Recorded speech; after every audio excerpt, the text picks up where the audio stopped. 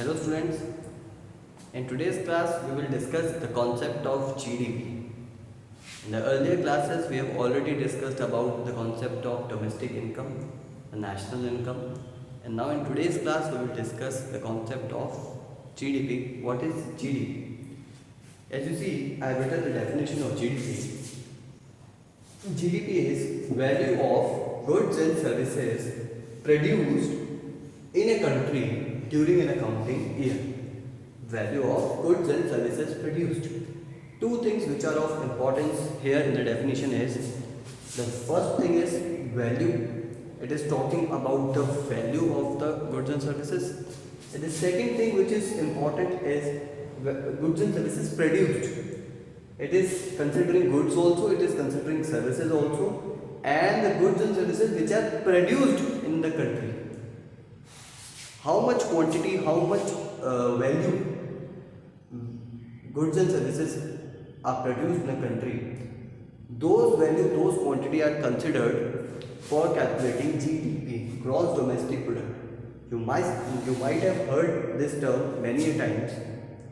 सबने बोला होगा कि इंडिया की जीडीपी ऐसे हो गई, वैसे हो गई, बढ़ गई, ये होने वाली है, वो होने वाली है, लेकिन those people might not know what is the meaning of GDP. Next time you meet someone you can ask, do you know the meaning of GDP. ठीक है, क्या आप जीडीपी के बारे में इतना बोल रहे हैं कि आपको जीडीपी का मतलब भी पता है, क्या होता है जीडीपी. ठीक है, अगर उनको नहीं पता है तो आप उन्हें बताइए कि जीडीपी का मतलब क्या होता है.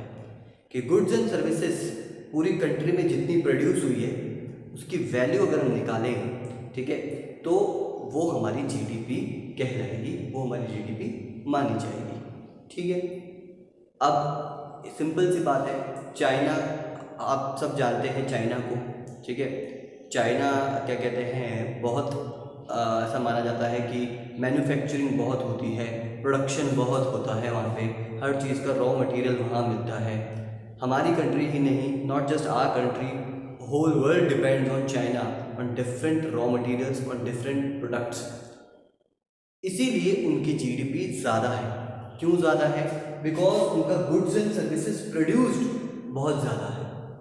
बहुत सारी चीज़ों का प्रोडक्शन करते हैं पूरे वर्ल्ड के लिए, प्रोडक्शन करते हैं पूरे वर्ल्ड के लिए बहुत सारे गुड्स एंड सर्विसेज का.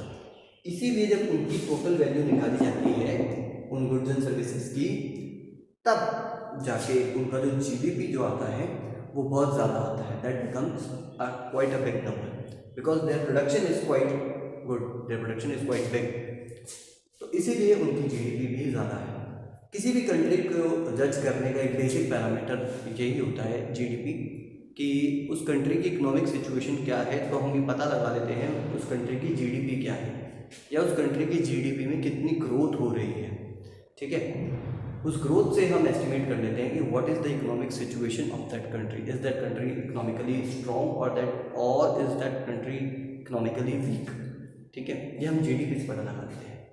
चलिए, जीडीपी जो है दो तरीके से कैलकुलेट हो रहा है, nominal GDP and real GDP. Sir ये नॉमिनल क्या है, रियल क्या है? देखिए फॉर्मूला लगभग सेम सा है दोनों का, क्वांटिटी इनटू प्राइस, और यहाँ पे है क्वांटिटी इनटू प्राइस और स्टार मार्क्ड है. Quantity into price, quantity into price एक स्टार मार्क्ड है.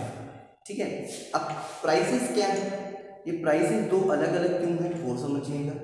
ठीक है, प्राइसेस दो अलग अलग इसलिए हैं क्योंकि किसी भी गुड की प्राइस ले लीजिए, मान लीजिए मिल्क की प्राइस ले लीजिए, शुगर की प्राइस ले लीजिए, फ्यूल की प्राइस ले लीजिए, वीट की प्राइस ले लीजिए, राइस की प्राइस ले लीजिए, कुछ भी प्रोडक्ट की आप प्राइस ले लीजिए, वो प्रोडक्ट की प्राइस, ठीक है, हमारे मदर फादर के टाइम पे कुछ और थी, हमारे ग्रैंड फादर के टाइम पे कुछ और थी.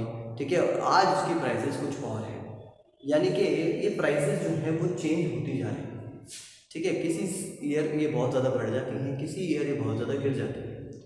तो ऐसे प्राइसेस के अंदर फ्लक्चुएशन आते रहते हैं. तो जब हम करंट मार्केट प्राइस की, यानी कि इस साल, ठीक है, करंट मार्केट प्राइस जो चल रही है, जिस साल हम जीडीपी निकाल रहे हैं उस साल की प्राइसेस अगर हम कंसिडर करते हैं, यानी कि करंट एग्जिस्टिंग मार्केट प्राइस अगर हम कंसिडर करते हैं, तो उसे हम कहते हैं Q/P. तब हम P लेंगे.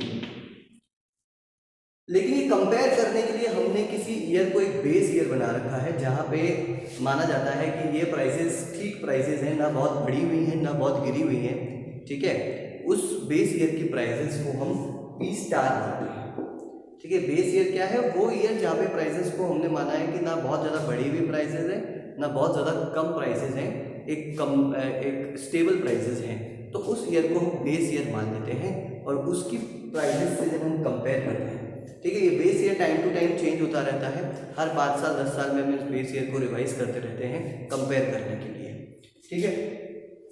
तो जब उस बेस ईयर की प्राइसेस से मल्टीप्लाई करके जब हम हमारी जीडीपी निकालते हैं तो उसे रियल जीडीपी बोला जाता है।